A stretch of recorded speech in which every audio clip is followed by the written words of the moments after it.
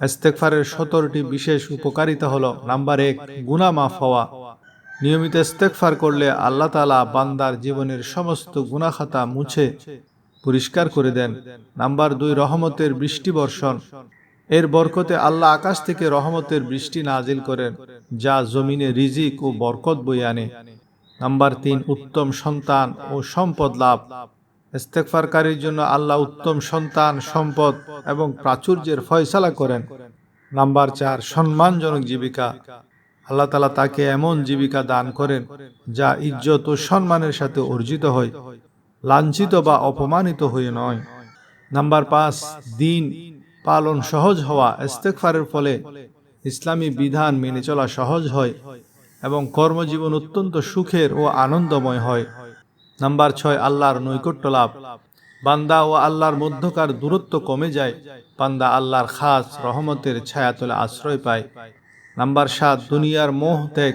বেশি বেশি ইস্তেগফার করলে অন্তরে দুনিয়ার প্রতি লোভ কমে যায় এবং দুনিয়াই তখন মানুষের পেছনে ছোটে।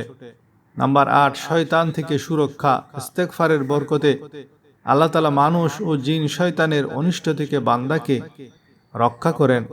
নাম্বার 9, ঈমানের স্বাদ আস্বাদন। ইস্তেগফারকারী ব্যক্তি ইবাদত ও ঈমানের প্রতি নিষ্ঠতা বা স্বাদ অনুভব করতে পারে। নাম্বার 10, আল্লাহর ভালোবাসা লাভ। ক্ষমা প্রার্থনাকারীর উপর আল্লাহ তাআলা সন্তুষ্ট হন এবং তাকে ভালোবাসেন। নাম্বার 11, বিচক্ষণতা ও বিশ্বাস বৃদ্ধি। মানুষের অন্তর্দৃষ্টি বা বিচক্ষণতা বাড়ে এবং আল্লাহর উপর বিশ্বাস ও তাওয়াক্কুল আরো মজবুত হয়। নাম্বার 12, দুশ্চিন্তা ও পেরেশানি মুক্তি। মনের অস্থিরতা, হতাশা এবং যাবতীয় মানসিক দুশ্চিন্তা থেকে আল্লাহ মুক্তি দান করেন। নাম্বার 13, অভাব ও বেকারত্ব দূর হওয়া। ইস্তেগফারকারীর রিজিকের জিম্মাদার স্বয়ং আল্লাহ হয়ে যান, ফলে তার অভাব ও বেকারত্ব দূর হয়। নাম্বার 14, আল্লাহর আনন্দ। যখন কোনো বান্দা ভুল করে আল্লাহর কাছে ক্ষমা চায়, তখন মহান আল্লাহ অত্যন্ত আনন্দিত হন।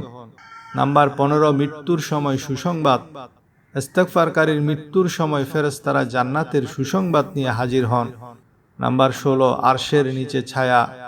হাসরের ময়দানে কঠিন বিপদের দিনে ইস্তেগফারকারী ব্যক্তি আল্লাহর আরশের নিচে শীতল ছায়া লাভ করবে।